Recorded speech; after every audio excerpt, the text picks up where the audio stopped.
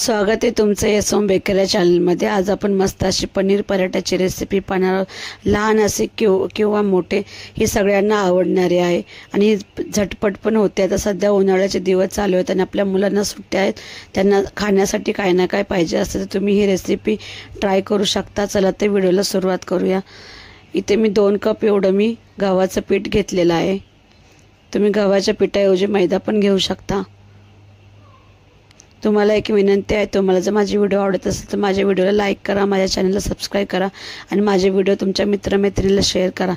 इथे मी पाव चमचा एवढं मीठ टाकलेलं आहे आणि 1 चमचा एवढं तेल टाकलेलं आहे। आता आपण पीठ, तेल आणि मीठ चांगलं मिक्स करून घेऊया। याच्यामुळे आपले पनीर पराठे मस्त खुसखुशीत होतात।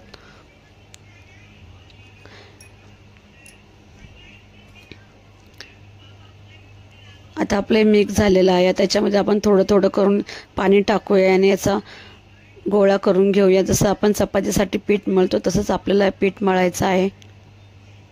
तुम्ही ही सकाळच्या नाश्त्याला झटपट होणारी रेसिपी आहे, तुम्ही ही ट्राय करू शकता।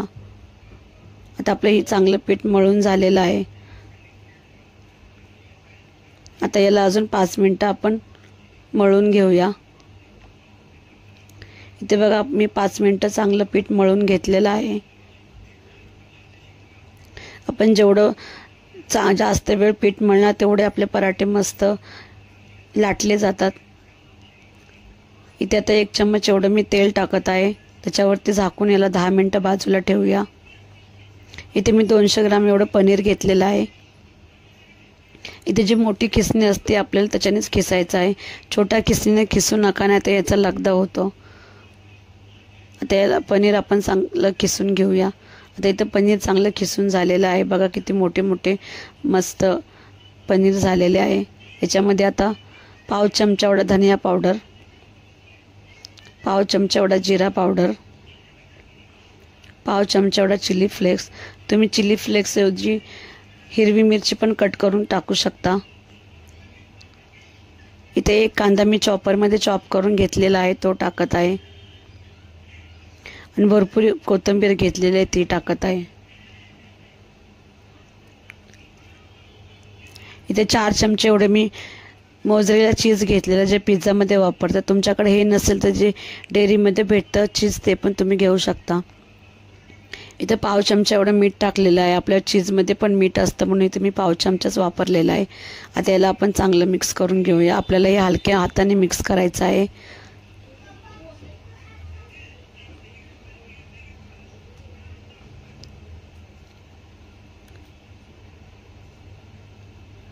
इथं आपलं हे मिक्स झालेलं आहे। त्याच्यामध्ये अर्धा चम्मच एवढी मी काश्मीरी रेड चिल्ली मिर्च टाकत आहे, जे तिखट नसते, फक्त कलर येण्यासाठी असते। आपण ते पण चांगलं मिक्स करून घेऊया।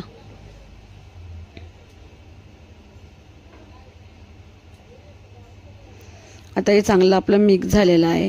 आता बघा किती सुटसुटीत झालेलं आहे। आता आपलं 10 मिनिटं झालेले। आता पीठ पण आपलं चांगलं भिजलं गेलेलं आहे। बघा किती सॉफ्ट आपलं असं पीठ झालेलं आहे। याच्यातला आता एक गोळा घेऊया। तुम्ही एवढ्या पिठामध्ये 6 पनीर पराठा तयार करू शकतात। बघा किती मस्त आपलं पीठ भिजलं गेलेलं आहे।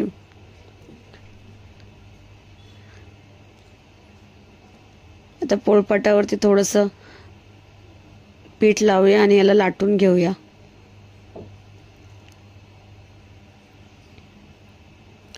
याला आपल्याला जाडं नाही ठेवायचं, याला आपल्याला पातळ लाटून घ्यायचं आहे।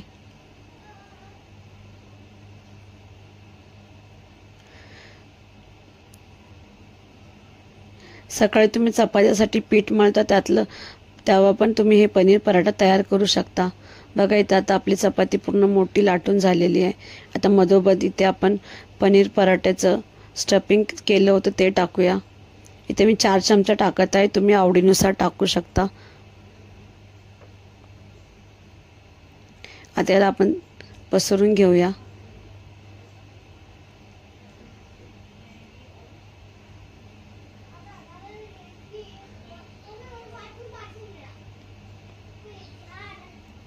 आणि आता एका साईडने आपण याला फोल्ड करून घेऊया आणि थोडंसं हलक्या हाताने आपण याला दाबूया।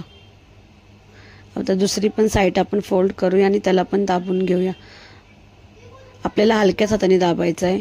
तर तिसरी साईडने आपण असे फोल्ड करूया, त्याला पण हलक्या हाताने दाबून घेऊया.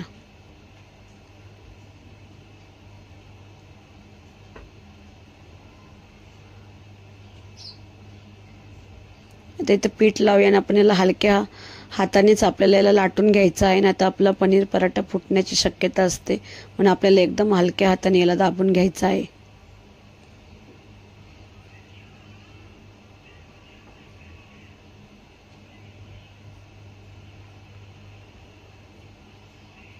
इथे आपण थोडं याला जाडच ठेवणार आहे. बघा आता एवढं मी लाटून घेतलेलं आहे आणि एवढं जाडच ठेवलेलं आहे. आता इथे मी तवा गरम करत ठेवलेला आहे. त्याच्यावरती थोडंसं बटर लावूया.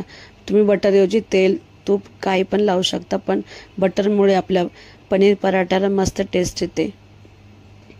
आता आपण ही पलटी करून टाकूया.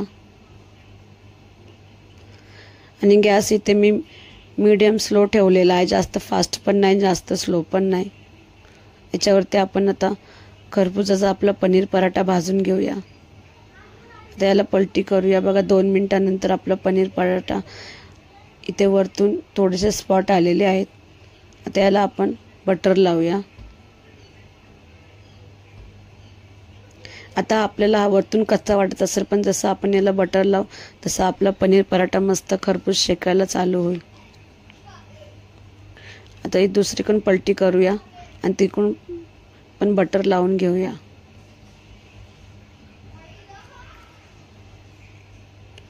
आणि याला आपण असं दाबून दाबून आपल्याला पनीर पराठा शेकून घ्यायचा आहे.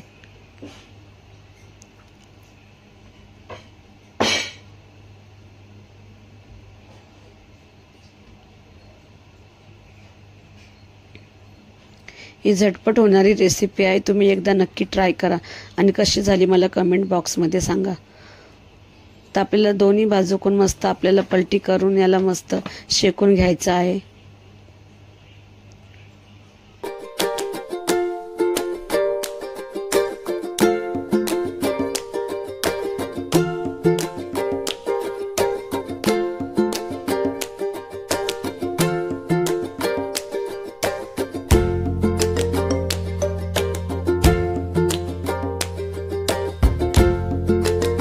इथे मस्त आपला पनीर पराठा शेकला गेलेला आहे.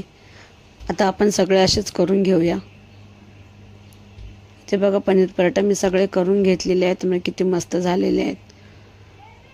आता आपण याला तोडूया आणि बघूया. बघा किती आतपर्यंत आपला मसाला भरला गेलेला आहे आणि किती मस्त आपला पनीर पराठा तयार झालेला आहे. तुम्ही ही रेसिपी नक्की ट्राय करा आणि कशी झाली मला कमेंट बॉक्समध्ये सांगा.